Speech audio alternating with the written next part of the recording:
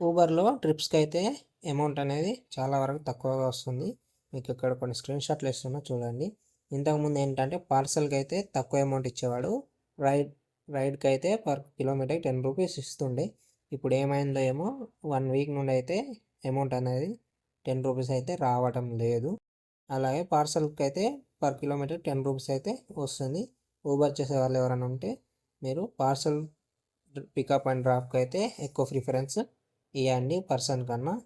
ఇంకోటి ఏంటంటే లేదు అనుకుంటే మాత్రం ర్యాపిడోలో 0 కమిషన్ ప్లాన్ అనేది తీసుకోండి. 0% కమిషన్ ప్లాన్ తీసుకోవడం వల్ల మనకు పర్ కిలోమీటర్కి 10 రూపీస్ అయితే ఖచ్చితంగా వస్తాయి.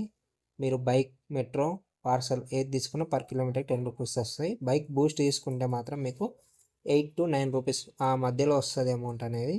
నేను ఈరోజు 10 to ఈవినింగ్ 5 వరకు అయితే ర్యాపిడో, ఊబర్, పోర్టర్ ఈ 3 యాప్లలో డ్యూటీ అనేది చేశాను. ఈ 3 యాప్లకు కానీ నాకు ఎంత అమౌంట్ వచ్చింది, ఎంత పెట్రోల్ ఖర్చు అయిందని అయితే మీకు ఇప్పుడు ఇక్కడ చూపిస్తున్నాను చూడండి. నాకు ఓవరాల్గా 1550 రూపీస్ వచ్చింది. అందులో 250 వరకు అయితే పెట్రోల్ ఖర్చు అయింది. 1300 అయితే మీకు